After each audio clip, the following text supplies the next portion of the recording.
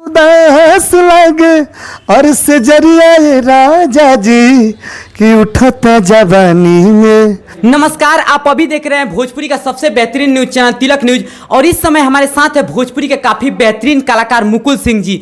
मैं आपको बता दूं कि मुकुल सिंह किसी पहचान की मोहताज नहीं है भोजपुरी इंडस्ट्री में। इनका एक काफ़ी हिट एल्बम वायरल हुआ है दोस्तों, जिस एल्बम का नाम है जुदाई ना सहाई। तो आइए मुकुल सिंह से ही सबसे पहले हम बात करते हैं। मुकुल सिंह जी, सबसे पहले आपको हमारे यूट्यूब चैनल पर स्वागत है। रोगों का स्वागत बा। और एगो बात बता दिया चाहते हैं कि तिलक न्यूज जे भी देखता सबके तिलक न्यूज के माध्यम से प्रणाम करते हैं। हम गायक मुकुल सिंह। आप भी आज भोजपुरी इंडस्ट्री में एक से एक बेहतरीन सॉन्ग दे रहे हैं और आपको ये सॉन्ग जो आपका जुदाई ना सहाई वायरल हुआ है सॉन्ग, तो कैसा लग रहा है? सबसे पहले ये बताइए। हमारा बहुत अच्छा लगता है और बहुत अच्छा लोग के फोन आवता है। और वो एल्बम के जुदाई ना सहाई ना नाम हो, सहाई ना जुदाई नाम हो। अच्छा, दर्शकों को मैं बता दूं कि सहाई ना जुदाई उस एल्बम का नाम है और एल्बम काफी वायरल हुआ है। 1 मिलियन से ज्यादा उस एल्बम पे व्यूज है कहीं ना कहीं। वो डेली का भी 1.5-2 लाख चल रहा है। डेली 1.5-2 लाख व्यू उसका मतलब आ रहा है। मैं आपको बता दूं कि मुकुल सिंह जी किसी पहचान की मोहताज नहीं है। इससे पहले भी ये साल 2016 में जो कि सूरवीर में गए थे और सूरवीर में विजेता तो नहीं कहेंगे, उप विजेता रह चुके थे। और उसी में इनका एक गाना जो गाए थे वो गाना काफ़ी वायरल हुआ था। उस गाने का क्या नाम था शायद हमको उतना याद नहीं आ रहा है। उठा था जवानी में लहरिया राजा जी, शायद ऐसे ही था। हम चाहेंगे दर्शकों के लिए मुकुल भैया सबसे पहले वो गाना एक बार हो जाए। देखिए वो 2016 के बात था और उनमें तो बहुत सारा गाना गवाल गिरे है। आदरणीय स्वर्गीय श्री धनंजय मिश्रा जी आज नहीं है म्यूजिक डायरेक्टर, और वहीं हम लोग गाना देते थे।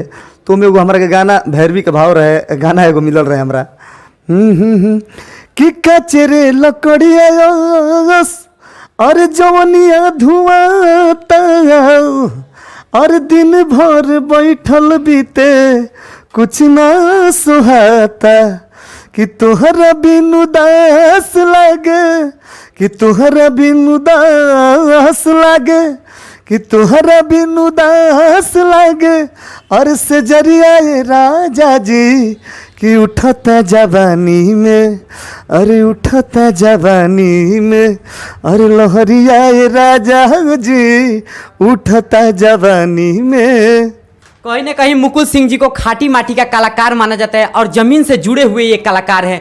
मुकुल सिंह जी को स्टेज स्टार भी माना जाता है, ये ज़्यादातर स्टेज शो करते हैं। अच्छा मुकुल सिंह जी, ये बताइए कि आप स्टेज शो किस किस कलाकार के साथ कर चुके हैं? देखिए भोजपुरी के ऐसा केहू नहीं कि जरा साथे हम स्टेज नहीं कैले, सब लोग के साथे शेयर कैले बनी स्टेज।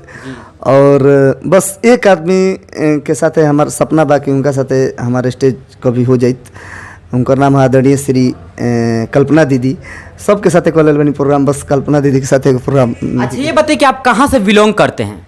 हमारे घर तो विश्वामित्र के नगरी बक्सर जिला है जी। दर्शकों को मैं बता दूं कि विश्वामित्र की धरती बक्सर से बिलोंग करते हैं और ये धरती पावन धरती है कहीं ना कहीं। अच्छा ये बताइए कि जब भोजपुरी गायकी लाइन में मतलब आप साल 2016 में कदम रखे थे तो मतलब माता पिता का सपोर्ट मिला? देखिए हम एगो बात बताए तनी, ई लाइन ऐसा है कि हम बहुत बड़ घर से बिलोंग भी ना करत रही और हम एक भाई 5 बहन। तो सब लोग सोचत रहे कि नहीं हम फौज में भर्ती हो जाई, मतलब वही उन्हीं रुझान रहे। तो मम्मी के हमारा बहुत सपोर्ट रहे, कैसे कि मम्मी महुआ चैनल देखस आलोक भैया मोहन भैया के जब देखली तो कहली कि हेजा तू ना पहुँच पेबा का मुकुल। हमने कि मम्मी हम बहुत मेहनत करब। और मम्मी के हमारा बहुत ज़्यादा सपोर्ट रहे और हमारा गाँव के लोग के। देखिए कैसे दुनिया वो बात कहेला लोग, सब लोग कहेला कि गांव के मुर्गी दाल बराबर, ऐसा कुछ ना होला। हम जब महुआ से अनी ओकरा बाद हमारा गांव के लोग इतना आशीर्वाद प्यार देवेला और मतलब बहुत आशीर्वाद प्यार मिले लागल और सब लोग का सपोर्ट रहे। अच्छा ये हम आपसे पूछना चाहेंगे कि आज भोजपुरी इंडस्ट्री में कहीं ना कहीं जातिवाद कलाकारों का बोलबाला है। कोई भी कलाकार आ रहे हैं और जातिवाद गा के आगे बढ़ जाए तो उन कलाकारों के लिए आपकी क्या टिप्पणियाँ रहेगी? देखिए जातिवाद वाला बोलबाला वाला बात करने तो बोलबाला नहीं है। अच्छा जाति कहाँ रो देखा तनी बोलबाला बा ना कहीं बहुत सारे सिंगर ऐसे हैं जो कोई अहिरान स्टार है, कोई बबुआन स्टार है, कोई पंडितान स्टार है, ऐसे करके जो सिंगर का गाना नहीं चल रहा है ऐसा मतलब अपने मतलब स्टार है। तो उन स्टारों के बारे में आपकी क्या टिप्पणियाँ रहेगी? देखिए हमने के हतना दिन से मेहनत करते हैं जा और हतना बढ़िया बढ़िया मंच के बैठल बनी जा, तो हमनियों को चाहती जा तो कुछ ना करे रह जाती है तगा देवे के रहे। लेकिन कलाकार का कोई जात नहीं होता है। और एगो और बात बता देता नहीं, जे बबुआन स्टार, अहिरान स्टार, कोईरान स्टार, जो भी स्टार जो लोग भी हैं बहुत ज़्यादा दिन ना रहेला लो मार्केट में महाराज। इसके लिए आपको गायकी बनाना पड़ेगा, मेहनत करना पड़ेगा, रियाज करना पड़ेगा। जो करेगा रियाज वही करेगा राज, वो स्थिति पैदा करना पड़ेगा। ना कि नहीं तो अगर मुझे कुछ नहीं करना है, कल से मैं स्टार्ट करता हूँ जातीयता गाना और कहीं सही बात है, कहीं ना कहीं जातिवाद करना कोई सही नहीं है और जातिवाद ज़्यादा दिन चलता भी नहीं है। कहा नाम है मुकुल सिंह जी का। अच्छा मुकुल सिंह जी, ये बताइए कि आज भोजपुरी में कुछ और भी ऐसे कलाकार हैं जो कहीं ना कहीं गाली गलौज पे उतर आए हैं, उन कलाकारों के लिए आप क्या कहना चाहेंगे? ओ कलाकार लोग खाती हमें को बात कहो, कह रहे महाराज आप लोग कलाकार थोड़े ना हैं, आप लोग कलाकार हैं। इसलिए कि अगर जो लोग अच्छे कलाकार हैं वो लोग गाली गलौज कभी नहीं करेंगे। एगो बात बताई कि सब लोग रोवो घर के माई बहन देखो तो गाड़ी रोवा यूट्यूब पे आके देता नहीं है, तो बहुत बढ़िया काम थोड़े बा।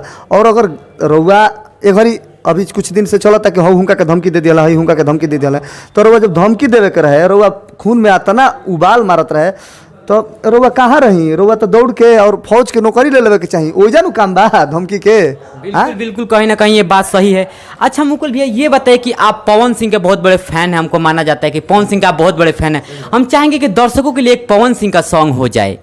हाँ पवन भैया के तो मतलब हम फैन का बहुत मानी ना, और अभी पवन भैया को ये बात मालूम नहीं है कि मैं उनको बहुत ज़्यादा मानता हूँ, लेकिन मैं बता दूँ कि मैं उनका बहुत बड़ा फ़ैन हूँ और बहुत मतलब वो रोम रोम में उनका संगीत बसा हुआ है और साक्षात माता का आशीर्वाद है उन पे, तो मैं उनको फॉलो करता हूँ। और मैं कहीं ना कहीं आप एक सॉन्ग जो पवन सिंह का भक्ति सॉन्ग गा के दर्शकों को सुनाइए, कहीं ना कहीं मुकुल सिंह जी। अच्छा पवन भैया के देवी गीत एगो बहुत पहले जब हमनी के छोट रही जाते गुआई रहे, तेरे दर पे ओ मेरी मैया तेरे दीवाने आए हैं, भर दे झोली मैया भोली जी बिगड़ी बनाने आए हैं। चलिए बहुत अच्छा। तो अभी हमारे साथ थे भोजपुरी के काफ़ी बेहतरीन कलाकार मुकुल सिंह जी। मुकुल सिंह जी भोजपुरी के सुपरस्टार कलाकार हैं और ये किसी पहचान की मोहताज नहीं है। तो अगर आपको यह वीडियो पसंद आए तो हमारा चैनल सब्सक्राइब कर लीजिए। जय हिंद, जय भोजपुरी समाज।